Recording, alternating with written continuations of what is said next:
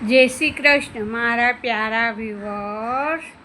મારો mobile number છે 9987463722. આજે હું લઈને આવી રહી છું તમારી સમક્ષ એક ઉખાણું ને એનો જવાબ તમે કોમેન્ટ સેક્શનમાં જરૂર જણાવજો, અને વિડીયો કયા ગામથી જોઈ રહ્યા છે એ પણ જરૂર જણાવજો. એવું કયું ફ્રૂટ છે કે આપણે એના આગળનો ભાગ ખાઈએ છીએ અને વચ્ચેનો ફેંકી દઈએ છીએ? તો એવા 2 ફ્રૂટનું નામ આપો જેનીથી ખબર પડે. જય શ્રી કૃષ્ણ. હવે આજ હું લઈને આવી રહી છું તમારી સમક્ષ ભાવનગરી મરચાં અને ભાવનગરી જામફળ રૂડા.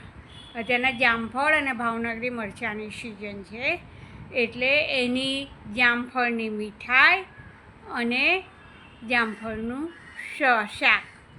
હવે એની અંદર જોશે સામગ્રીમાં છે તે 2 નંગ રૂડા જામફળ, મરચાં 50 ગ્રામ અથવા તો તમારી જરૂરિયાત મુજબ, ચણાનો લોટ 1 ટેબલ સ્પૂન, મીઠું, મરચું, હળદર, હિંગ, કોથમીર અને મરચાં આદુની પેસ્ટ. આ રીતની સામગ્રી જોશે. ઓઇલ સર્વપ્રથમ જમરૂખને ધોઈને કાપો અને મરચાંના પણ 2 ચીરા કરો ભાવનગરીના. હવે આ બધું કોપરાનો ભૂકો, શીંગનો ભૂકો બધું નાખીને જે સંભાર ભર્યો હોય એ એની અંદર ઓઇલની અંદર આપણે ડીપ ફ્રાય કરો અને અંદર પછી મિક્સ વેલ કરીને ચડવા દો, એટલે 5-10 મિનિટમાં જમરૂખનું તૈયાર છે. જમરૂખ મરચાંનું સબ્જી તૈયાર છે. જમરૂખ ખાવા માટે પણ બહુ હેલ્ધી છે. હવે જમરૂખનો જ્યુસ, સીડલેસ જમરૂખ લઈને એને છે તે કાપીને આપણે મિક્સરની અંદર ક્રશ કરવાના.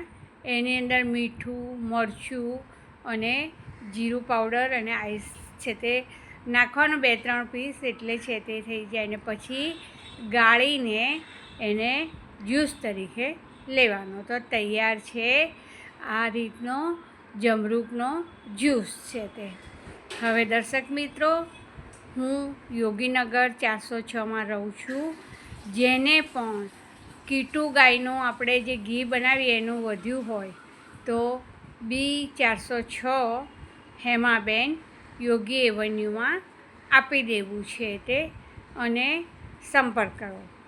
હવે મોતીના નેકલેસ, મોતીની માળા, બ્રેસલેટ, આ વસ્તુ હું ઠાકોરજી માટે બનાવું છું. જેને પણ કોઈને શીખવું હોય અથવા તો જોઈતું હોય તો સંપર્ક કરો છે તે હેમાબેન 99874637 અને 22. ઝાડવાને પાણી પીવડાવો, લીલાછમ જેવા રાખો ને એલચી 8 mmની તમારા પરિવારને મોર્નિંગમાં ખવડાવો. લીલાછમ ઝાડવા અને લીલુંછમ તમારું પરિવારને રાખો. આ રીતના એ થાય. બીજું, હું પ્રોજેક્ટ કરવા માગું છું, તો જેને પણ સહકાર આપવો હોય એ મને 5 થી 6માં કોન્ટેક કરે.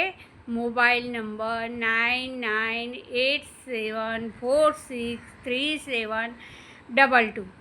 કારણ કે આની અંદર અગરબત્તી, ગાય માતાના છાણની અંદરથી અને બીજા 2-3 પ્રોજેક્ટ લોક ઉપયોગી માટે હું કરવા માગું છું. અને પછી આગળ ઈશ્વરની ઈચ્છા હશે, ઠાકોરજીની દયા હશે તો હું હેમ કૃષ્ણા ચેરિટેબલ ટ્રસ્ટના નામે આગળ વધવા માગું છું. જય શ્રી કૃષ્ણ દર્શક મિત્રો.